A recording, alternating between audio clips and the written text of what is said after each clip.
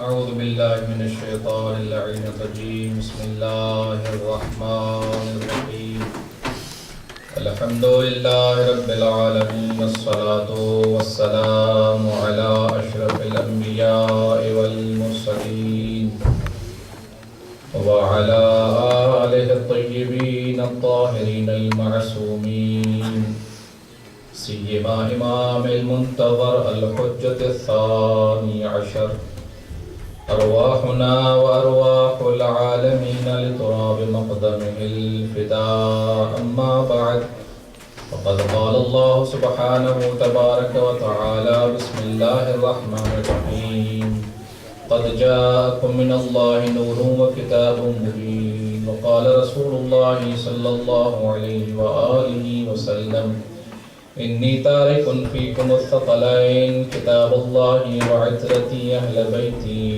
درود پڑھے محمد وآل محمد اللهم صل على محمد وآل محمد.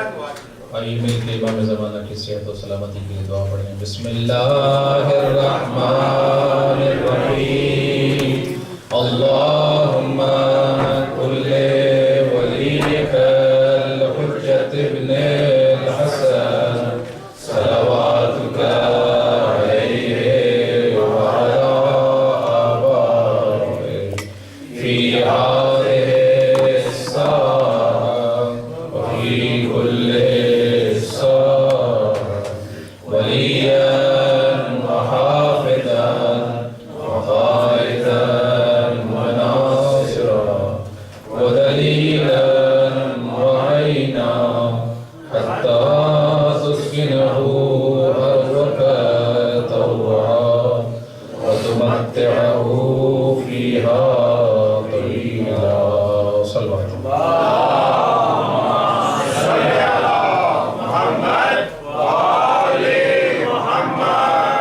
مجلس کی قبولیت کے لیے باواز بلند صلوات پڑھیں.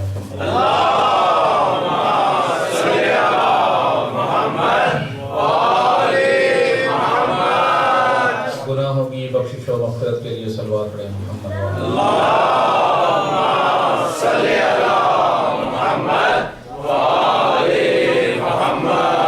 مریضوں کی شفا یابی کے لیے صلوات پڑھیں. محمد وآل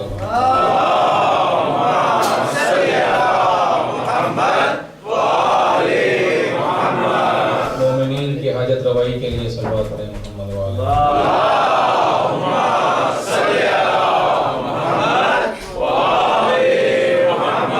امام زمانہ کی رضا و خوشنودی کے لیے صلوات پڑھیں. محمد وآل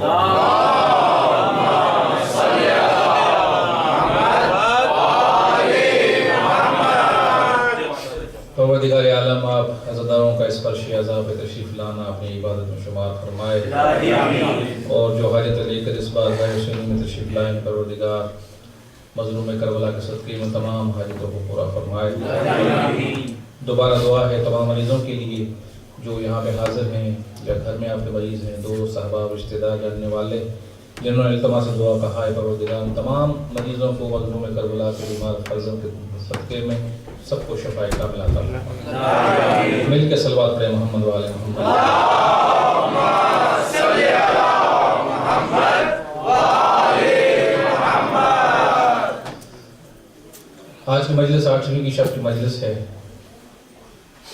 اور یہ ایام جو نہایت ہی بابرکت ایام ہیں، ذکر حسین کے دن ہیں، بہت تیزی کے ساتھ ہم سے رخصت ہو رہے ہیں.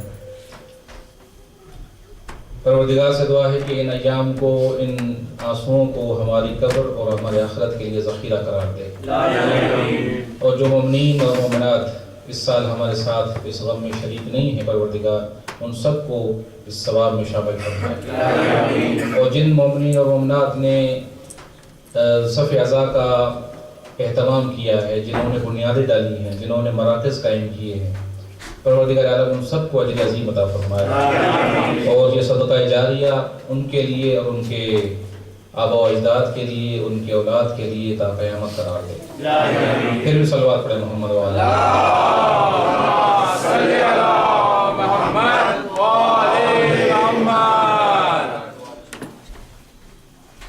امام حسین علیہ السلام کا قیام اور آپ کی تحریک کے سلسلے میں کچھ عرائض عرض کیے تھے کہ ظاہر ہے کہ ہر صاحب عقل صاحب شعور انسان جب بھی کوئی کام کرتا ہے تو اس کام کی کوئی وجہ ہوتی ہے، کوئی حکمت ہوتی ہے، کوئی فلسفہ ہوتا ہے، کوئی لاجک ہوتی ہے جس کے تحت اس کام کو انجام دیتا ہے۔ امام حسین علیہ السلام کی ذات مبارکات عقل کامل ہے، لہذا ان کی جو تحریک ہے، جو ان کا قیام ہے، وہ بھی ایک فلسفے اور ایک مقصد کے بنیاد پر ہے۔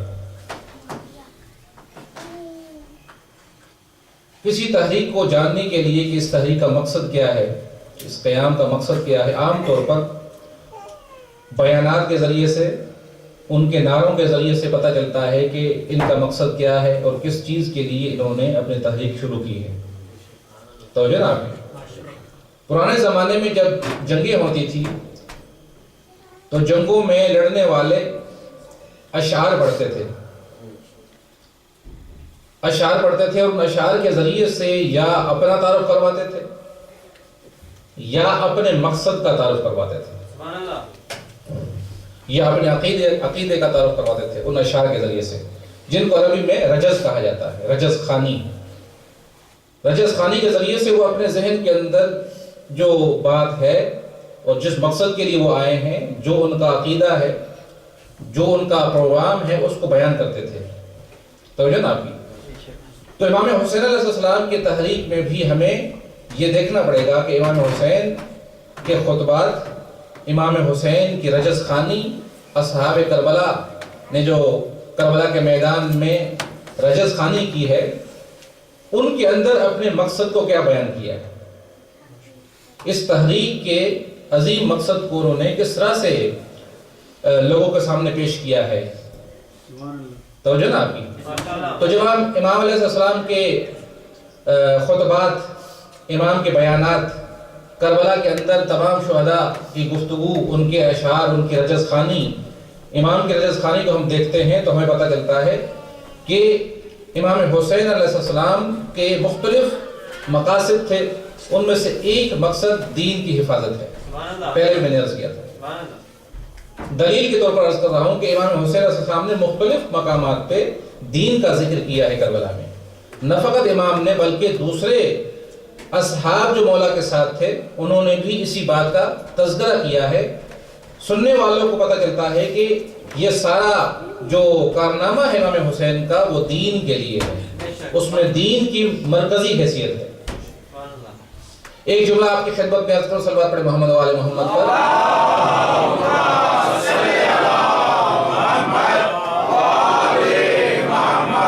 مشہور و معروف جملہ ہے مولا کا، فرماتے ہیں ان کان دین محمد لم یستقم الا بقتلی یا سیوف خدین۔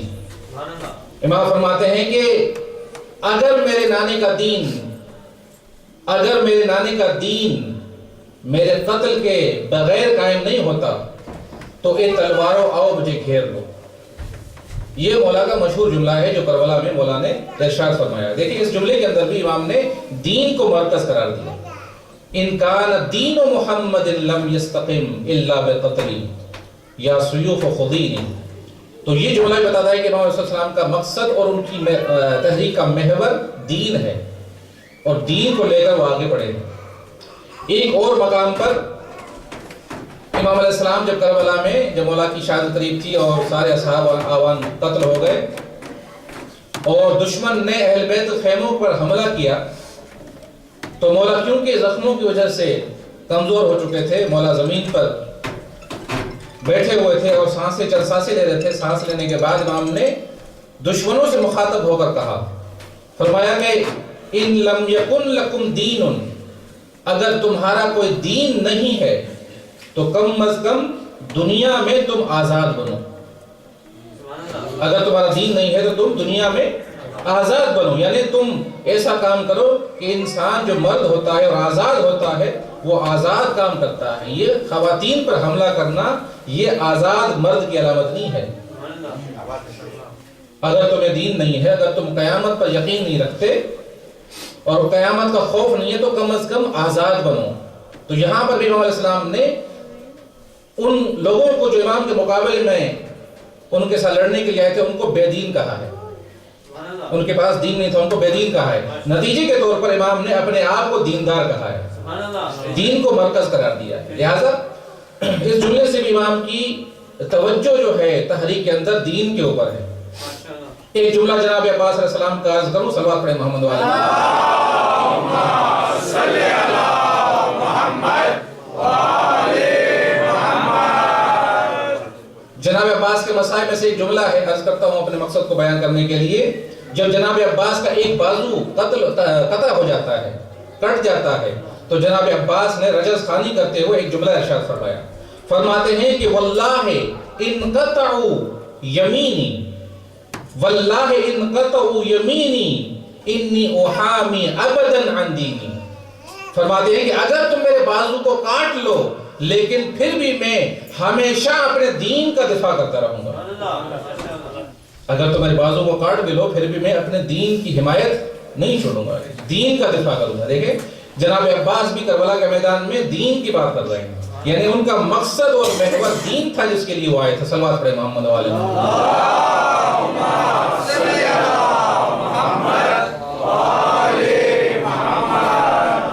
لہٰذا ہمیں دین کی اہمیت واضح ہوتی ہے کہ امام نے یہ پوری قربانی دین کے لیے دی ہے. تو اب سوال یہ ہے کہ دین کیا ہے اور دیندار کون ہے؟ دین کیا ہے اور دیندار کون ہے؟ عزیزو، دین کی تعریف جب کی جاتی ہے تو دین مجموعہ ہے دو چیزوں کا. دین بنا ہے دو چیزوں سے. ایک دین کے اندر اعتقادات ہیں اور ایک دین کے اندر احکام ہیں، واجبات اور محرمات. ان دونوں کا مجموعہ دین ہے.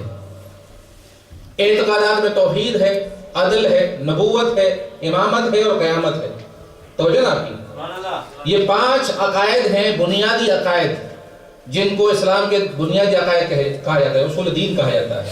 توحید، عدل، نبوت، امامت اور قیامت. اگر ان کو خلاصہ کریں تو خلاصہ اس طرح سے ہوگا: توحید، نبوت اور قیامت. اگر ان کو بھی خلاصہ کریں تو توحید ہے. توحید ہے کہ جو ان سب کا خلاصہ ہے. اور اگر توحید کو ہم تفصیل دیں تو یہ 5 عقائد نظر آتے ہیں. اور یہی وجہ ہے کہ پیغمبر نے ارشاد فرمایا کہ التوحید نصف الدین، توحید آدھا دین ہے. توحید آدھا دین ہے. نہ فقط توحید، اس جملے سے مراد یہ نہیں ہے کہ توحید فقط آدھا دین ہے، بلکہ توحید اپنی تفصیل کے ساتھ. توحید کی تفصیل کیا ہے؟ عدل، نبوت، امامت اور قیامت. یہ تفصیل ہے توحید کی. توحید اپنی تفصیل کے ساتھ نصف دین ہے. یعنی پیغمبر فرمانا چاہتے ہیں کہ دین کے 2 حصے ہیں. ایک حصہ اس کا عقیدہ ہے کہ جو توحید، نبوت، عدل، نبوت، امامت پر مشتمل ہے. صلوات پڑھیں محمد والے. اللہم صلی علی محمد وآل محمد. لہذا دین کی تعریف میں یہ کہا جائے گا کہ عقائد اور احکام، واجبات اور محرمات کا مجموعہ دین ہے. توجہ نا آپ کی. جب دین کی یہ تعریف ہوئی تو اب دیکھنا یہ پڑے گا. اور ایک روایت عرض کروں، ذہن میں آ گئی، وہ بھی عرض کرتا چلوں کہ دین کی تعریف کرتے ہوئے پیغمبر نے حدیث ارشاد فرمائی. صلوات پڑھیں محمد والے محمد. اللہم صلی علی محمد وآل محمد. فرماتے ہیں کہ اس سے پہلے کہ میں یہ حدیث پڑھوں، قرآن کی آیت میں آپ کے سامنے عرض کرتا ہوں دین کی تعریف کے حوالے سے. قرآن مجید میں پروردگار عالم نے دین کی تعریف اسی طرح سے کی ہے جیسے میں نے عرض کی. ارشاد ہوتا ہے وَمَنْ أَحْسَنُ دِينًا مِمَّنْ أَسْلَمَ وَجْهَهُ لِلَّهِ وَهُوَ مُحْسِنٌ. مختصر آیت ہے، چھوٹی سی آیت ہے، لیکن تعریف ہے پورے دین کی. پروردگار کا ارشاد ہوتا ہے کہ اس شخص کا بہترین دین ہے، اس شخص کا بہترین دین ہے جس کا دل اللہ کے سامنے جھکتا ہے. اس شخص کا بہترین دین ہے جس کا دل اللہ کے سامنے جھکتا ہے. وَهُوَ مُحْسِنٌ، اور وہ نیکوکار بھی ہے. دیکھیں یہ مختصر جملہ ہے آیت کا. ایک طرف فرمایا کہ وہ انسان، اس انسان کا دین بہترین دین ہے جس کا دل اللہ کی طرف جھکتا ہے اور نیکوکار ہے.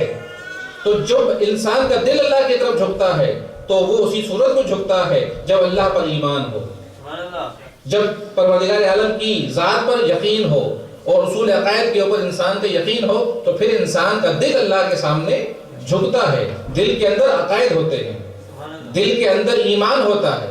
اور پھر فرمایا وَهُوَ مُحْسِنٌ، اور وہ نیکوکار بھی ہو، یعنی نیکیاں انجام دیتا ہو، اللہ کی فرمانبرداری کرتا ہو، واجبات کو انجام دیتا ہو اور محرمات سے پرہیز کرتا ہو۔ تو یہ آیت بھی دین کی تعریف بیان کر رہی ہے کہ دین کیا ہے۔ دین مجموعہ ہے صحیح اعتقادات کا اور اعمال کا۔ پیغمبر ارشاد فرماتے صلوات پڑھیں محمد و علی محمد۔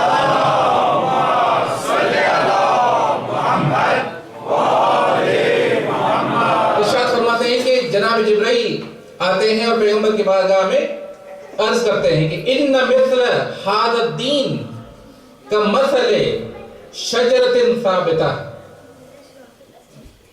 اصلها الایمان اصلها والصلاة عروقها والزکاة ماؤها والصوم ساعتها وحسن الخلق ورقها والکف عن الحرام ثمرها فلا تکمل شجرۃ الا بالصبر۔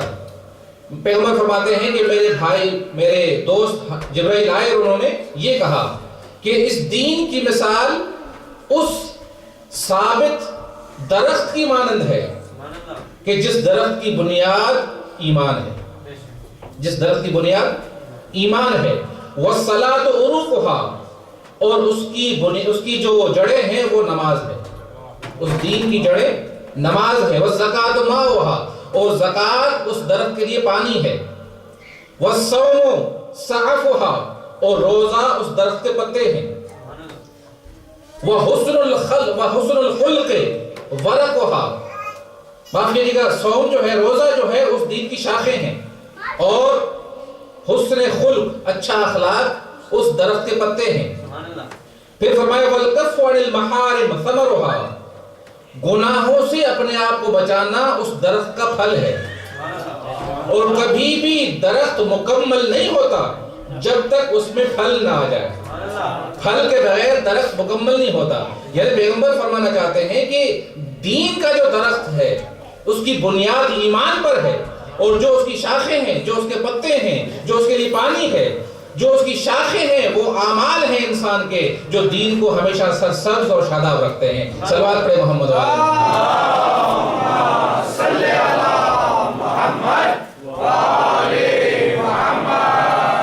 لہذا دین کی تعریف یہ ہوئی کہ دین عقائد اور اعمال کا مجموعہ ہے، اعمال واجبات محرمات۔ توجہ ہوں گا عزیزو، امام حسین کے مقابلے میں جو لوگ آئے تھے، جنہوں نے امام حسین کے مقابلے میں جنگ کی، امام کے مقابلے میں آئے تھے، ان لوگوں کو سمجھنے کے لیے دین کی تعریف سمجھنا ضروری ہے اور دینداری کا معیار سمجھنا ضروری ہے۔ جب تک دین اور دینداری کا مفہوم ہمارے ذہن میں نہیں آئے گا تب تک انسان ان لوگوں کو جو امام کے مقابلے میں آئے ہیں انسان سمجھ نہیں سکتا۔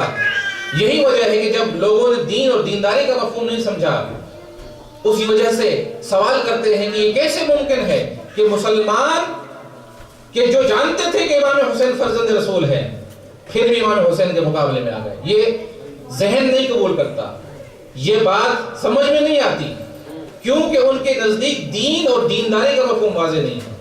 اگر دین اور دینداری کا مفہوم واضح ہو جائے تو پھر یہ بات بالکل واضح ہو جائے گی کہ ایک مسلمان کس طرح سے دین کے مقابلے میں آ سکتا ہے۔ صلوات پڑھیں محمد و آل محمد۔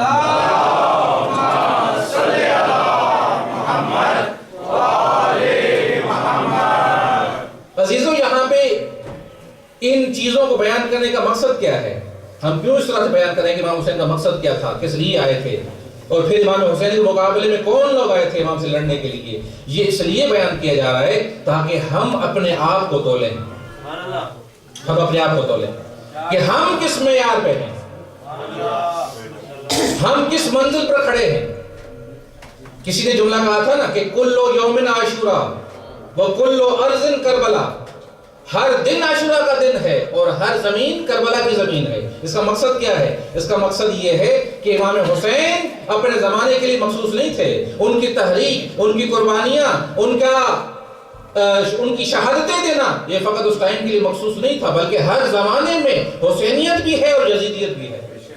ہر زمانے میں امام حسین کا مقصد بھی ہے اور یزیدیت بھی اس کے مقابلے میں پائی جاتی ہے۔ لہٰذا ہر حسینی کو اپنے آپ کو اس معیار پہ تولنا پڑے گا، اس لیول پہ رکھنا پڑے گا جس لیول پہ اس زمانے کے لوگ تھے۔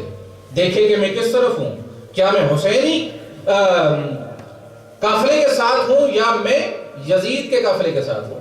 کہیں نعوذ باللہ ایسا تو نہ ہو کہ میں ان کے معیار پہ اتروں کہ جو یزید والے تھے، نعوذ باللہ۔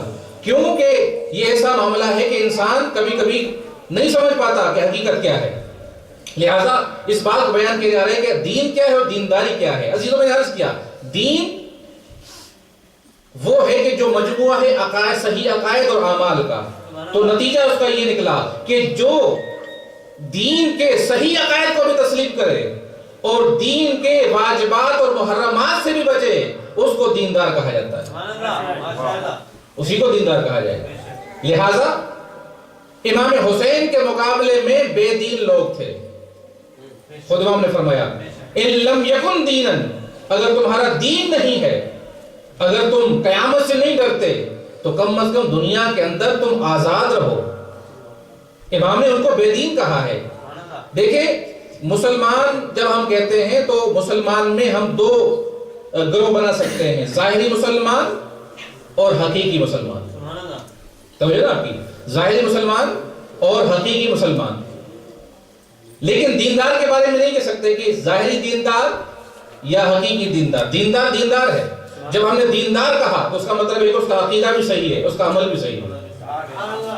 اس میں تقسیم نہیں ہو سکتی کہ یہ ظاہری دیندار ہے یا باطنی۔ دیندار کہا ہی اس کو جائے گا جو عقائد بھی صحیح رکھتا ہو اور اس کا عمل بھی صحیح ہو، پھر ہی دیندار کہا جائے گا۔ کربلا کے اندر امام حسین کے مقابلے میں مسلمان آئے تھے اور وہ مسلمان وہ تھے جو بے دین مسلمان تھے، وہ بے دین مسلمان تھے۔ اور امام حسین علیہ السلام نے ایک جملے میں ان کی حقیقت کو واضح فرمایا۔ صلوات پڑھیں محمد و آل محمد۔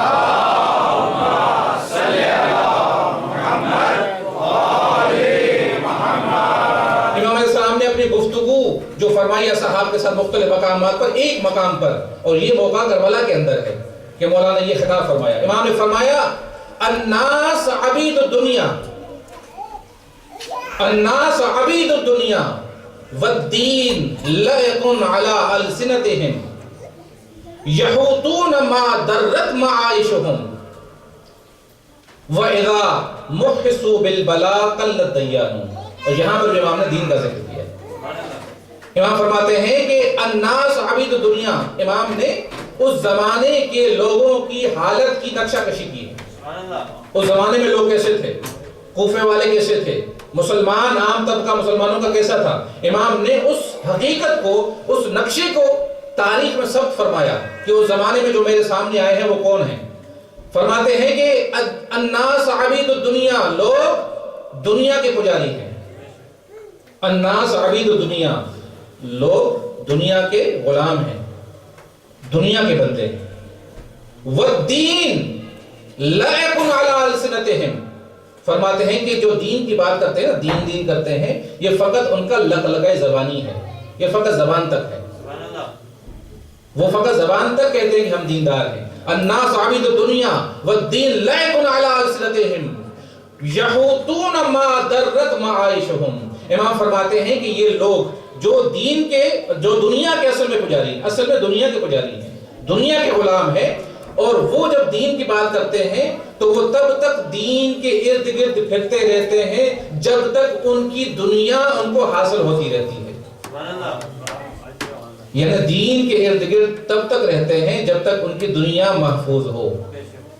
ما درت معائشہم، ان کی معیشت، ان کی دنیا جب تک قائم رہتی ہے، دین کے ساتھ رہنے سے وہ ساتھ رہتے ہیں۔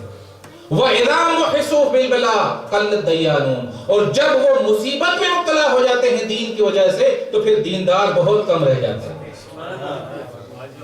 دیندار بہت کم رہ جاتے ہیں۔ یہ امام نے نقشہ کشی کی اس زمانے کے لوگوں کی۔ عزیزوں، امام کو جنہوں نے خط لکھا تھا وہ کون تھے؟ وہ مسلمان تھے، ظاہر ہے مسلمان تھے، لیکن دیندار مسلمان نہیں تھے۔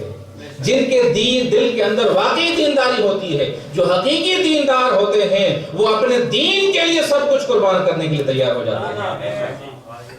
اور اگر کوئی انسان اپنے دین کو چھوڑ دے تو سمجھ جائیں کہ وہ عبید الدنیا ہے، وہ دنیا کا پجاری ہے، جیسے مولانا نے ارشاد فرمایا ہے۔ اور یہ حقیقت ہمیں کوفے والوں میں نظر آتی ہے۔ کوفے والوں نے اگرچہ صحیح طور پر انہوں نے واقعی امام کو خط لکھا تھا کہ آپ تشریف لائیے، لیکن وہ اس وقت تک دین کے ساتھ رہے جب تک ان کی دنیا محفوظ رہی۔ اور جب ابن زیاد آتے ہیں کوفے کے اندر، جب انہوں نے ڈرانا اور دھمکانا شروع کر دیا اور کہا کہ اگر تم نے حسین کا ساتھ دیا تو نہ تمہارے بچے رہیں گے، نہ تمہارا گھر رہے گا، نہ تمہارا مال رہے گا، سب کچھ ویران اور برباد ہو جائے گا۔ جنہوں نے خط لکھا تھا، جب دیکھا کہ دین کے ساتھ رہنے سے ہماری دنیا کو خطرہ ہے، فوراً پلٹ جاتے ہیں۔ ان کا معاملہ بالکل الٹ ہو جاتا ہے۔ جو دعوت دینے والے ہیں وہی امام حسین کے مقابلے میں آ جاتے ہیں۔ صلوات پڑھیں محمد والے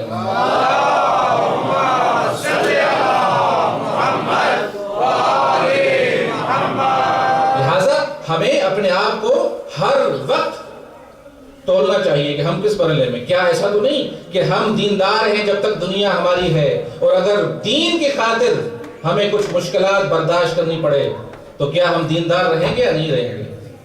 اور اگر ہم دیندار رہتے ہیں تو سمجھ جائیں کہ ہم واقعی حسینی ہیں، اور اگر ہم دین سے ہٹ جائیں تو سمجھیں کہ ہم حقیقت میں حسین نہیں ہیں۔ کیونکہ معیار یہ ہے، اور یہ ہر زمانے میں معیار ہے، یہ نہیں کہ فقط اس زمانے کے لیے معیار تھا، ہر زمانے کے لیے معیار یہی ہے، کیونکہ یہی پیغام حسینی ہے، دین کا پیغام ہے حسین کا۔ صلوات پڑھیں محمد والے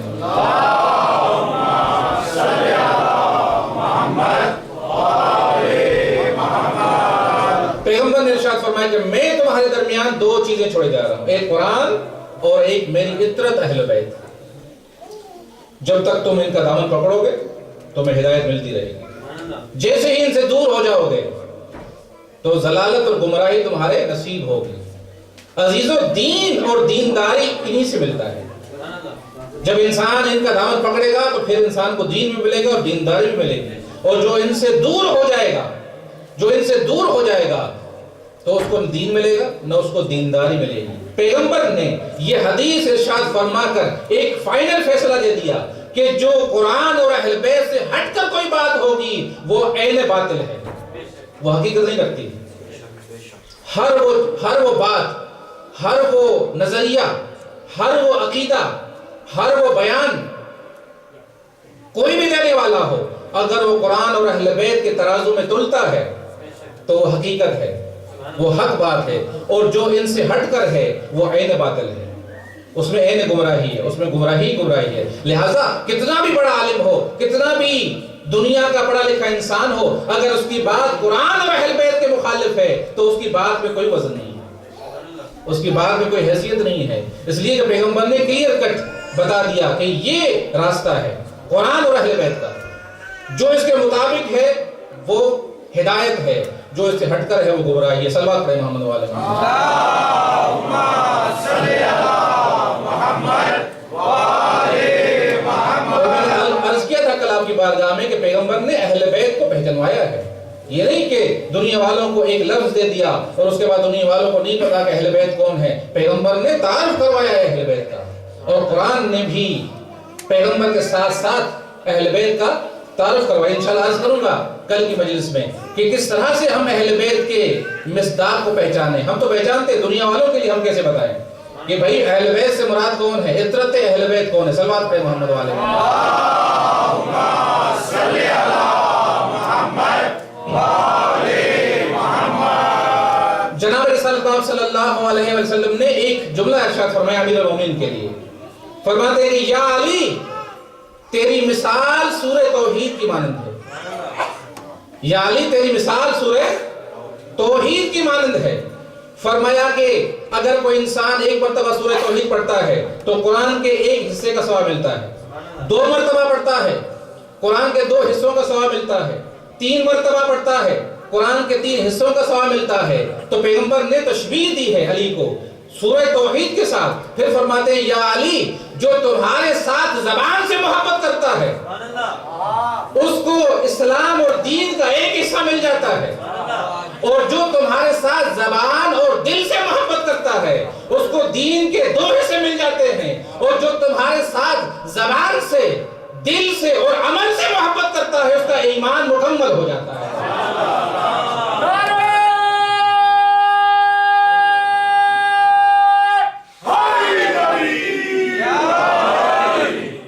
ایمان مکمل تب ہوگا جب زبان سے بھی محبت ہو، دل سے بھی محبت ہو اور عمل کے ذریعے سے بھی محبت ہو، تو پھر انسان کا دین مکمل ہوتا ہے اور ایمان مکمل ہوتا ہے۔ صلوات پڑھیں محمد والے۔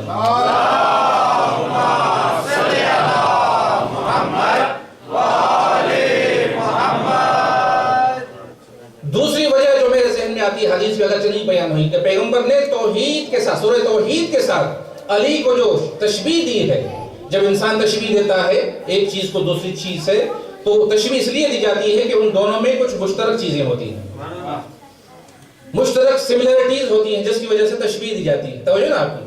پیغمبر نے فرمایا کہ علی سورہ توحید کی مانند ہے، تو کوئی اور تشبیہ، کوئی اور سملیرٹی کون سی ہو سکتی ہے سورہ توحید اور علی کے درمیان، کہ جس کی وجہ سے پیغمبر نے یہ ارشاد فرمایا ہو؟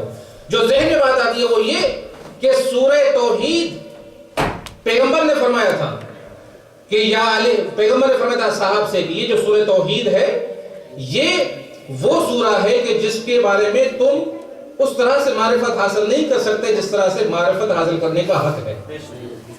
یہ سورہ توحید اگرچہ مختصر ہے لیکن اس کی گہرائی میں اس کی صحیح معرفت تمہیں حاصل نہیں ہوگی۔ پیغمبر نے فرمایا کہ علی تمہاری مثال سورہ توحید جیسی ہے، تو عجب نہیں کہ پیغمبر کا مقصد یہ ہو جس طرح سے سورہ توحید کی کامل معرفت نہیں ہو سکتی اسی طرح سے علی کی کامل معرفت بھی نہیں ہو سکتی۔ اور دوسری وجہ یہ ہے کہ سورہ توحید میں ذات پروردگار کا تذکرہ ہے فقط۔ بسم اللہ الرحمن الرحیم، قل هو اللہ احد اللہ الصمد لم یلد ولم یولد وَلَمْ يَكُنْ لَهُ كُفُوًا أَحَدٌ۔ اس پورے مختصر سورہ کے اندر فقط اور فقط ذات پروردگار کا تذکرہ ہے، ذات خدا کا تذکرہ ہے، اللہ کا ذکر ہے۔ تو پیغمبر نے علی کو تشبیہ دی ہے سورہ توحید سے، تو اس تشبیہ سے پتہ چلتا ہے جس طرح سے سورہ توحید کے اندر پروردگار عالم کی ذات کا تذکرہ ہے، اسی طریقے سے علی کی ذات میں بھی فقط پروردگار عالم ہی عالم ہے۔ علی کی ذات میں فقط پروردگار کی ذات ہے۔ اور یہی وجہ ہے کہ جب میدان خندق میں پیغمبر نے ارشاد فرمایا کہ ضربت علی فی یوم الخندق افضل من عبادت ثقلین، علی کی ایک ضربت ثقلین کی عبادت سے افضل ہے۔ صلوات پڑھیں محمد وآلہ صلی علی محمد وآلہ محمد۔ کبھی آپ نے غور کیا کہ پیغمبر نے یہ جملہ جو ارشاد فرمایا ہے اس کی کیا حقیقت ہے؟ ضربت علی فی یوم الخندق افضل من عبادت الثقلین۔ ضربت کیا ہے؟ بھئی تلوار چلانا، کسی کو قتل کر دینا، یہ عمل اور بھی لوگ انجام دیتے ہیں، توجہ نا آپ کی؟ اور علی کی اور بھی ضربتیں ہیں، توجہ ہوں گا، یہ ضربت نہیں علی کی فقط، علی کی اور بھی ضربتیں ہیں، اور لوگوں نے بھی ضربتیں چلائی ہیں اسلام کے لیے تلوار چلائی، اپنے جسم کے اوپر زخم کھائے، توجہ ہوں گا۔ پیغمبر فقط علی کے لیے فرما رہے ہیں کہ علی کی ضربت کا وزن اتنا ہے کہ ثقلین کی عبادت بھی ایک طرف ہو جائے، پھر بھی علی کی ضربت وزنی ہے۔ اس کی وجہ کیا ہے؟ اس کا ریزن کیا ہے عزیزو؟ اس کی وجہ یہ ہے، توجہ ہوں گا، جب بھی کوئی انسان مومن عمل انجام دیتا ہے تو اس عمل کے پیچھے ایک معرفت ہوتی ہے جس معرفت کے بنیاد پر اس عمل کو انجام دیتا ہے۔ توجہ نا آپ کی؟ بھئی ہم بھی کوئی عمل انجام دیتے ہیں تو ہمارا ایمان ہے، ہماری ایک معرفت ہے اللہ کی نسبت، پیغمبر کی نسبت، جتنی ہماری معرفت ہوتی ہے ہم اس کے لحاظ سے عمل انجام دیتے ہیں۔ تو علی علیہ السلام کا یہ عمل ضربت امیر المومنین خندق کے روز، یہ ایک عمل ہے جس کے پیچھے معرفت ہے، جس معرفت کے بنیاد پر امام نے اس عمل کو انجام دیا ہے۔ تو اس عمل کی اہمیت اور اس کا وزن اتنا زیادہ کیوں ہو گیا کہ ثقلین کی عبادت سے افضل ہو گیا؟ عزیزوں وہ اس لیے ہوا کہ عمل کا وزن اس کی معرفت کے مطابق ہوتا ہے. جتنی معرفت بلند ہوگی اتنی اس وزن میں اس شے کے وزن میں اضافہ ہو جائے گا. لہٰذا علی کی معرفت کا اگر ہم اندازہ لگاتے ہیں تو ہمیں تو یہ نظر آتا ہے کہ پیغمبر کے علاوہ جتنے بھی انبیاء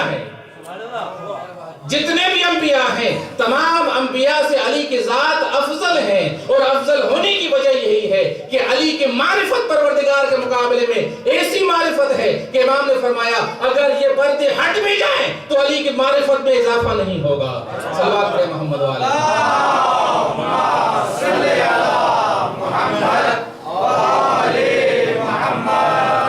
لہذا معرفت عظیم تھی.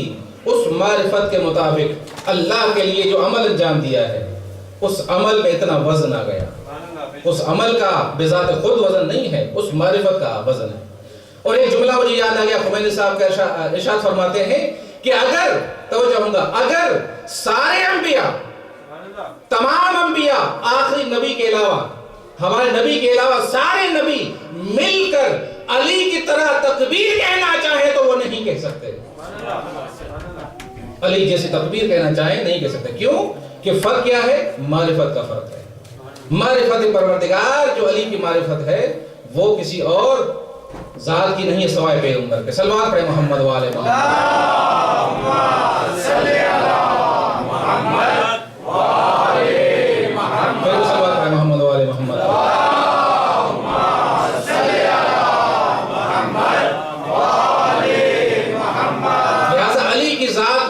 پروردگار ہے.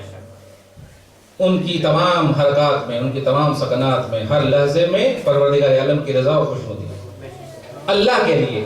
لہٰذا جب علی نے اپنے آپ کو وقف کر دیا پروردگار کے لیے تو پھر اللہ نے بھی کہا، اللہ فرماتا ہے کہ ہم کسی کا احسان نہیں رکھتے. لہٰذا علی نے ہمیں یاد کیا ہر مرحلے پر. علی کا ذکر بھی ایسے قائم کر دیں گے تا قیامت کہ دشمن مٹاتے رہیں گے اور دوست چھپاتے رہیں گے، پھر بھی علی کا ذکر دنیا میں بڑھتا ہی چلا جائے گا. ایک مرتبہ امیر المومنین پیغمبر کے گھر میں تشریف فرما ہے. جناب عائشہ بیٹھی ہیں. دیکھا کہ ان کے والد برابر علی کی طرف نگاہ کر رہے ہیں، علی کی طرف نگاہ کر رہے ہیں. جب علی علیہ السلام چلے گئے تو بیٹی نے پوچھا باپ سے، بابا میں نے دیکھا کہ آپ برابر علی کو دیکھے جا رہے تھے. کہا کہ تم نے سنا نہیں کہ پیغمبر نے ارشاد فرمایا تھا النظر الی وجہ علی عبادہ، علی کے چہرے کو دیکھنا عبادت ہے.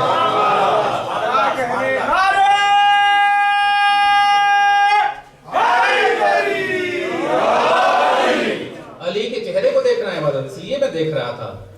اور پھر میں عرض کروں گا پیغمبر کی بارگاہ میں یا رسول اللہ ہم تو اس عبادت سے محروم ہیں. توجہ ہوں گا تاریخ میں ایسے بھی مومن گزرے جو اس عبادت سے محروم رہے، جو علی کے زمانے میں نہیں تھے. انہوں نے علی کے چہرے کی زیارت نہیں کی، عبادت کا ثواب حاصل نہیں کیا. پیغمبر نے فرمایا گھبراؤ نہیں، اگر علی کو دیکھ کر عبادت نہیں کر سکتے تو ذکر علی عبادہ، علی کا ذکر بھی عبادت ہے. علی کا ذکر بھی عبادت ہے. اور یہ بھی پیغمبر نے فرمایا کہ ایک زمانہ آئے گا جب لوگ علی کا ذکر علی اعلان نہیں کریں گے، دوست ڈر کی وجہ سے علی کا ذکر نہیں کریں گے. پیغمبر نے اس کے لیے بھی اہتمام فرما دیا، کہا کہ اگر ذکر علی کرنا ممکن نہیں ہے اور اس عبادت سے محروم رہتے ہو تو گھبرانے کی ضرورت نہیں ہے. حب علی عبادہ، علی کی محبت بھی عبادت ہے. صلوات پڑھیں محمد والے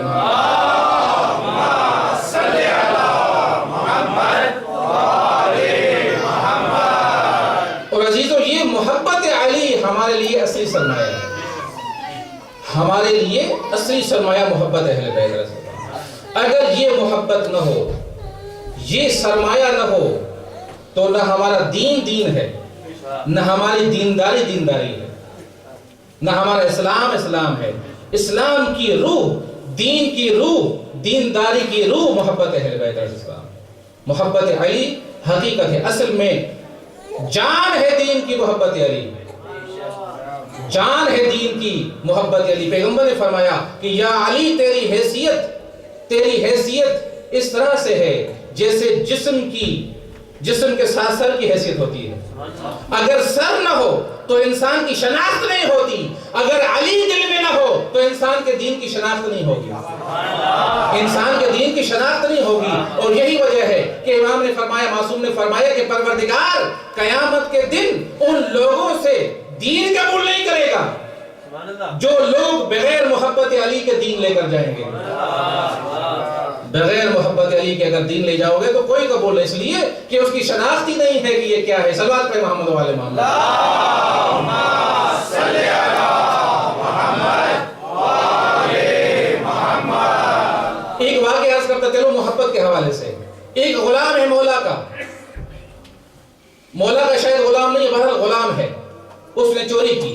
چوری کرنے کے بعد آتا ہے کہ مولا کی بارگاہ میں، مولا اس وقت خلیفہ ہے ظاہری طور پر، آئے مولا کی بارگاہ میں، سیاہ غلام، مولا میں نے چوری کی ہے۔ امام نے فرمایا تمہیں ضرورت پڑی ہوگی، مجبور ہو گئے اس لیے چوری کی ہے۔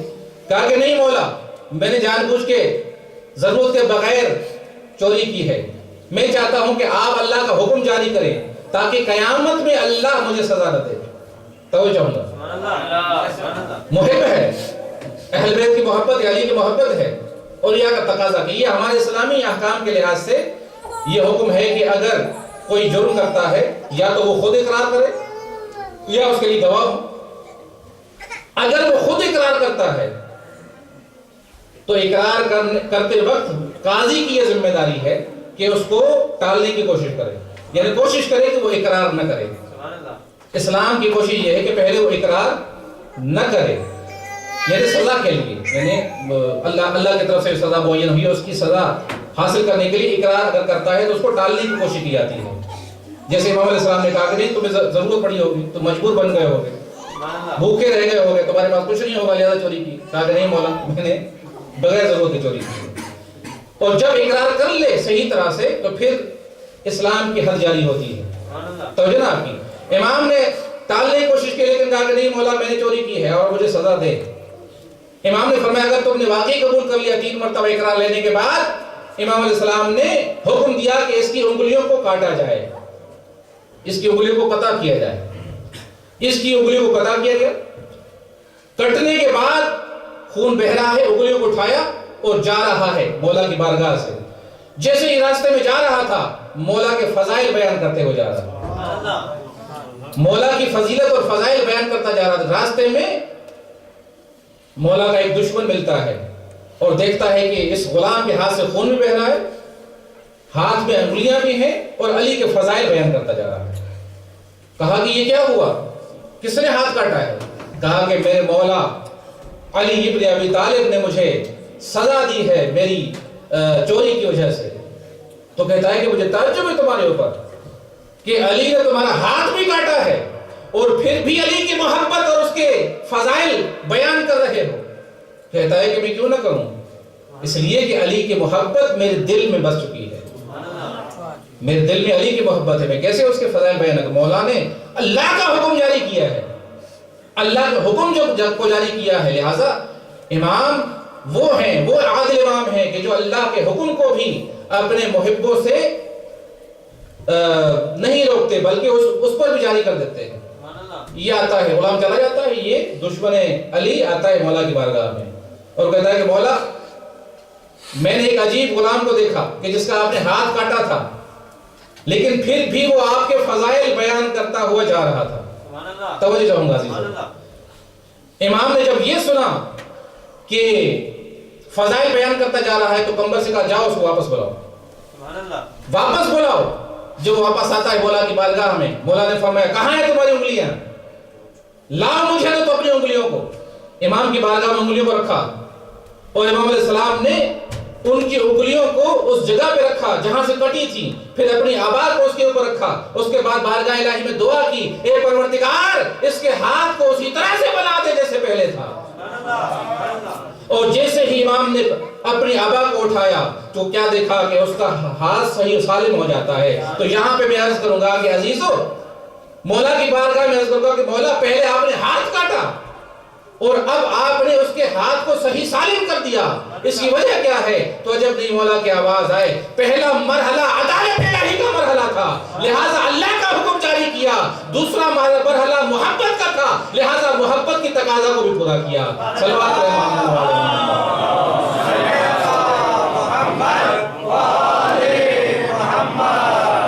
لہٰذا علی کے فضائل، اور امام نے یہ جملہ ارشاد فرمایا، اس سے مخاطب ہو کر کہا کہ اگر میں اپنے محب کے ناک کو کاٹ دوں تو پھر بھی وہ مجھ سے دشمنی نہیں کرے گا، اور اپنے دشمن کو پوری دنیا لقمہ بنا کر اس کو منہ میں رکھ دوں پھر بھی وہ مجھ سے محبت نہیں کرے گا۔ یہ حقیقت ہے، جب محبت اہل بیت آ جاتی ہے، یہ نور دل میں آ جاتا ہے، تو انسان حقیقت میں اسی وقت انسان بنتا ہے۔ انسان کے دل کے اندر جو محبت اہل بیت ہے وہی انسان ہے، جو دشمن اہل بیت ہے وہ حقیقت میں انسان نہیں ہے، ظاہری طور پر انسان ہے۔ صلوات پڑھیں محمد و آل محمد۔ اللہم صلی علی محمد و آل محمد۔ مولا کے فضائل بہت زیادہ ہیں، انسان علی کے فضائل کو بیان نہیں کر سکتا، نہ بیان کر سکتا ہے، نہ سمجھ سکتا ہے، نہ سوچ سکتا ہے۔ ایک جملہ، ایک شعر ہے فارسی کا، بہت اچھا شعر ہے مولا کے فضائل کے حوالے سے۔ کسی شاعر نے کہا کہ کتاب فضل ترا آب بحر کافی نیست۔ شاعر کہتا ہے کہ کتاب فضل ترا آب بحر کافی نیست، ترکنم سر انگشت و صفحے بشبارم۔ شاعر کہتا ہے کہ مولا آپ کی فضیلت کی کتاب اتنی ضخیم ہے، آپ کی فضیلت کی کتاب اتنی ضخیم ہے، اگر سمندر سے انگلی تر کر کے ان صفحات کو بھی شمار کروں تو سمندر ختم ہو جائیں گے، لیکن آپ کی فضیلت کی کتاب ختم نہیں ہوگی۔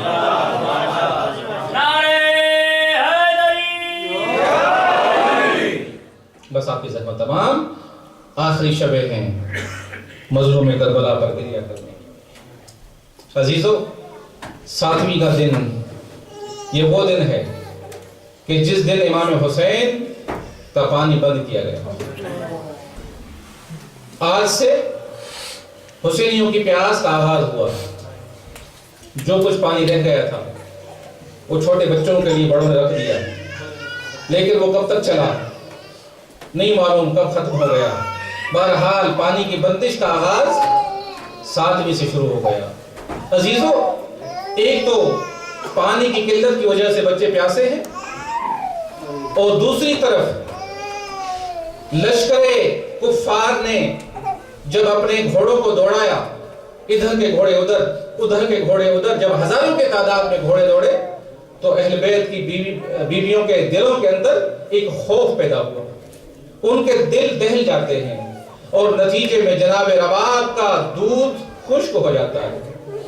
تو اب علی اصغر ہیں کہ جو نہ پانی پی سکتے ہیں نہ ماں سے دودھ پی سکتے ہیں۔ عزیزو، امام حسین کی قربانیوں میں سے جناب علی اصغر کی قربانی وہ قربانی ہے، عظیم قربانی ہے کہ جو امام حسین کی مظلومیت کی سند ہے۔ اگر کوئی امام حسین کے جوانوں کی قربانیوں کو دیکھ کر اگر ان کو ترس نہ آئے امام حسین پر، لیکن جب علی اصغر کا تذکرہ سنے گا تو ضرور اس کے دل کے اندر رحم پیدا ہوگا، ضرور حسین سے الفت پیدا ہوگی، ضرور حسین کی مظلومیت کا اقرار کرے گا، اور یہ کہے گا کہ اگر جوان تھے تو انہوں نے جنگ تو کی، وہ لڑے تو صحیح، لیکن یہ ننھا شخص مجاہد، اس نے تو جنگ بھی نہیں کی، یہ لڑ بھی نہیں سکتا تھا، اس کو کیوں مارا گیا؟ عزادارو، حسین کی مظلومیت کی سند ہے جناب علی اصغر۔ آج اس ننھے مجاہد کا ذکر کرنا چاہتا ہوں۔ عزادارو، مقتل میں ملتا ہے جب عاشور کا دن ہوا، علی اصغر کی حالت کیا ہے؟ علی اصغر اپنے جھولے میں ہیں، آنکھیں کھلی ہوئی ہیں، آنکھوں کے گرد ہلکے پڑ گئے ہیں، لب خشک ہو گئے ہیں، گلا خشک ہو چکا ہے، بچے میں رونے کی رغبت تک نہیں ہے، رونے کی طاقت بھی ختم ہو چکی ہے، 3 دن کا پیاسا ہے، 3 دن کا پیاسا ہے، رونے کی بھی رغبت نہیں۔ عزیزوں، مقتل والوں نے جو منظر کشی کی ہے وہ عرض کر رہا ہوں۔ علی اصغر اپنے جھولے میں لیٹے ہوئے ہیں، جب بہن گزرتی ہے تو آنکھیں اٹھا کر بہن کو دیکھتا ہے، ماں گزرتی ہے تو بھری آنکھوں سے اپنی ماں کی طرف نظارہ کرتا ہے، پھوپھی کا جب گزر ہوتا ہے تو علی اصغر خاموشی سے اپنی پھوپھی کو دیکھتی ہے، زبانیں بے زبانی میں تو یہی کہہ رہے ہیں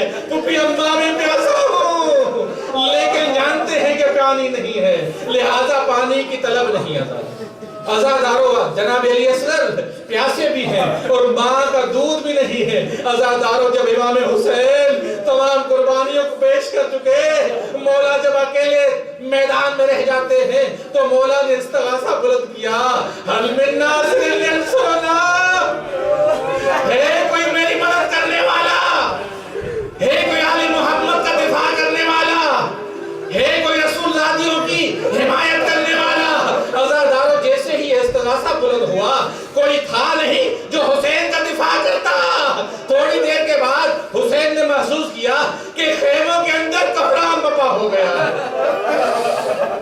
رونے کی آوازیں بلند ہوئی بیویوں کی. مولا آتے خیمے کے اندر اور فرماتے زینب ابھی تو حسین زندہ ہے, تمہیں رونے کی ضرورت نہیں ہے, تمہیں خوف کھانے کی ضرورت نہیں ہے, ابھی میں زندہ ہوں. عزادارو جناب زینب نے کہا بھیا ہم نے گریہ اس لیے کیا جب آپ نے استغاثہ بلند کیا. یہ بچہ جو پہلے ہلنے کی طاقت نہیں رکھتا تھا آپ کے استغاثے کے بعد اتنا اچھل رہا تھا کہ جھولے سے نیچے گر گیا. جزاکم ربکم, خدا کو بہترین جزا عطا فرمائے. عزادارو مولا سمجھ جاتے ہیں زینب میں حسین میں علی اصغر کی ادا کو سمجھ گیا, میں علی اصغر کی ادا کو محسوس کر رہا ہوں. لا علی اصغر مجھے دو, لا علی اصغر مجھے دو. عزادارو جناب زینب نے علی اصغر کو مولا کے ہاتھوں پہ رکھا. جیسے یہ ہاتھوں پہ رکھا مولا علی اصغر کو لے کر خیمے سے ابھی باہر جانا چاہ رہے تھے کہ جناب رباب آگے آتی ہے, عرض کرتی ہے کہ آقا اگر آپ علی اصغر کو باہر لے جانا چاہتے ہیں تو ایک لحظے کے لیے ذرا مجھے دے دیجیے. جناب علی اصغر کو جناب رباب نے اپنے ہاتھوں پہ لیا. کیا کیا, ایک خیمے میں چلی گئی, خیمے میں جانے کے بعد اپنی صندوق کو کھولا اور ایک ننھا سا کرتا نکالا. علی اصغر کو وہ کرتا پہنایا, سر پہ ٹنگی دی, آنکھوں میں سرما ڈالا اور کمر کے ساتھ ایک رومال کس کے باندھا.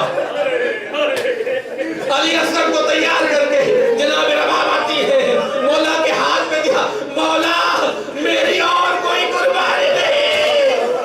اگر علی اصغر جوان ہوتا تو یہ بھی آپ پر قربان ہوتا. مولا یہی سب کچھ ہے میرے پاس. علی اصغر آتے ہیں مولا کے ہاتھوں پہ, مولا نے علی اصغر کو لیا اور پھر دوبارہ خیمے سے باہر جانا چاہا. جیسے ہی دروازے کے قریب گئے دوبارہ رباب نے کہا مولا ذرا ایک لحظے کے لیے دوبارہ رک جائے. حسین رک جاتے ہیں, جناب رباب آگے آتی ہے, جھک کر علی اصغر کے کان میں کہا اے علی اصغر, اے علی اصغر تم جوان تو نہیں ہو, تم اپنے بابا کا دفاع تو نہیں کر سکتے, لیکن علی اصغر میں جانتی ہوں تمہارے بابا نے مجھے بتایا ہے تجھے تیر سے شہید کیا جائے گا. اے علی اصغر خبردار, ارے وہ تیر تیرے بابا کو نہ لگے.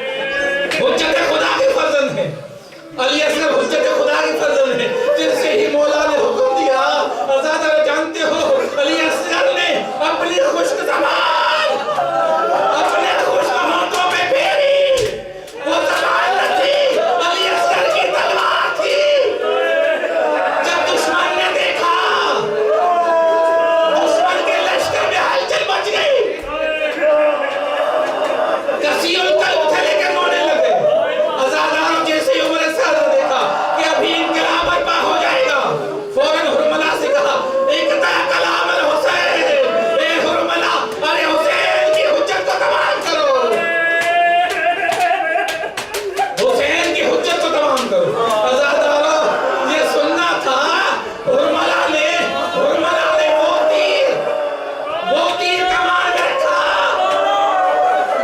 جو عرب کے جنگجو جب وہ تیر چلاتے تھے تو وہ حیوانوں کے لیے استعمال کرتے تھے.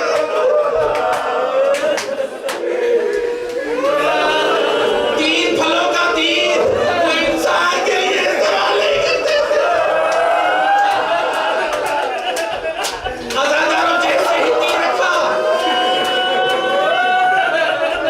جیسے ہی تیر کمان میں رکھا عزاداروں بہت بڑا تیر انداز تھا لیکن چلا نہ سکا. تیر گر جاتا ہے. دوسری مرتبہ رکھا تیسری مرتبہ رکھا. ایک دشمن نے کہا کہ ارے تو بہت بڑا تیر انداز ہے تیر کیوں نہیں چلاتا. کہتا ہے میں کیا کروں جب تیر چلانے کی کوشش کرتا ہوں ارے خیمے کا دروازہ ہلتا ہے. لگتا ایسے ہے کہ علی اصغر کی بات دیکھ رہے ہیں.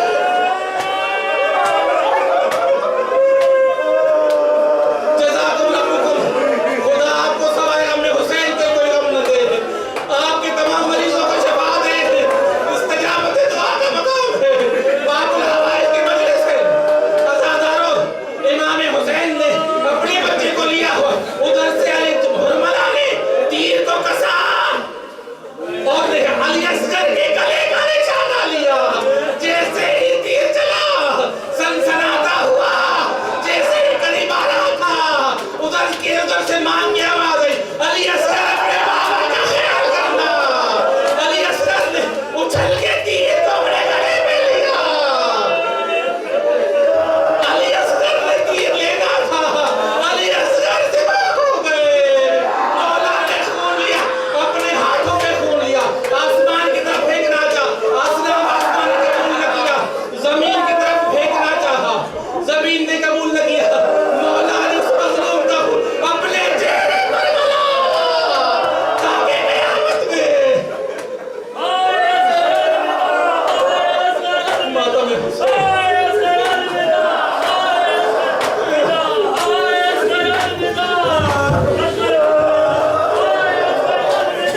بالوں کا